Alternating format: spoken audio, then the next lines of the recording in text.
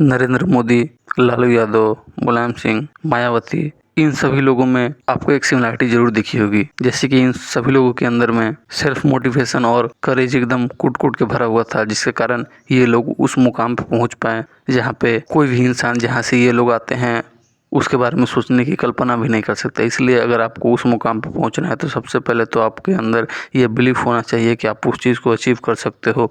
अगर आपके अंदर वो बिलीफ ही नहीं होगा तो आपके अंदर का जो पोटेंशियल होगा आप उसका 100% नहीं दे पाओगे। और अगर आपको खुद के अंदर बिलीफ ही नहीं होगा तो भले आप कितने भी कैपेबल हो किसी भी चीज़ को करने के लिए, लेकिन आप उस चीज़ को नहीं कर पाओगे क्योंकि आपके अंदर सेल्फ बिलीफ की कमी होगी और जिसके कारण आपका जो 100% है वो आप नहीं दे पाओगे। इसलिए सबसे पहले तो आपको खुद के ऊपर बिलीव करना चाहिए कि हम इस चीज़ को अचीव कर सकते हैं, तभी आप उस चीज़ को अचीव कर पाओगे।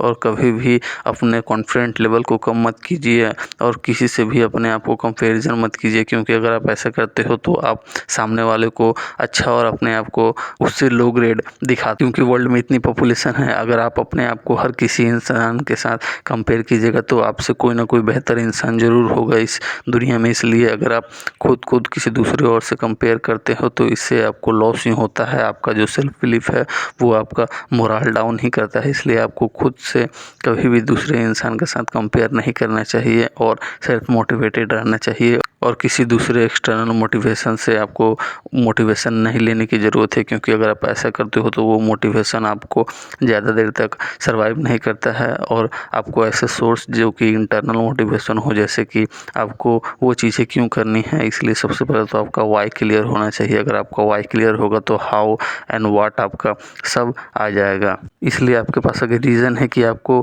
किसी भी चीज़ को क्यों अचीव करना है, भले ही वो आपको कुछ अच्छी लाइफस्टाइल दे सकता है, मतलब प्लेजर दे सकता है, या फिर कोई आपका पेन हो जिससे आपको ओवरकम करना है, उससे आगे आपको जाना है, तो वो पेन भी आपको सबसे अच्छा मेडिसिन है किसी भी चीज़ को अचीव करने का। क्योंकि उस समय आप बिना डिस्ट्रैक्ट हुए काम करते हैं। जैसे कि आपके कोई भी अगर रिलेटिव है उनके साथ अगर कुछ बुरा हो जाता है तो आप उस समय में किसी भी डिस्ट्रैक्शन के बारे में सोचते नहीं हो, क्योंकि आपका जो फोकस है वो पूरा उन्हीं के ऊपर रहता है। इसलिए अगर आपका साथ कोई भी पास्ट में कोई ऐसा चीज़ घटा है जो कि आपको काफ़ी दर्द फील कराता है, जिसके कारण अगर आप वो सोचते हो तो वो आपको लॉन्ग टर्म में कुछ अचीव करने में बहुत ज़्यादा हेल्पफुल होता है। इसलिए सबसे पहले तो अपने पेन को अपना एक मेडिसिन के तौर पर ले और उसको याद करके अपने जो भी सेल्फ बिलीफ है उसको और स्ट्रॉन्ग करे और सोचे कि हमको ये चीज़ हासिल ही करना है। अगर नहीं करेंगे तो फिर मेरे साथ ऐसा कुछ हो सकता है। इसलिए जब आप फियर में या फिर अपने पेन को याद करते हो तो आपके अंदर एक अलग ही लेवल का एनर्जी आता है।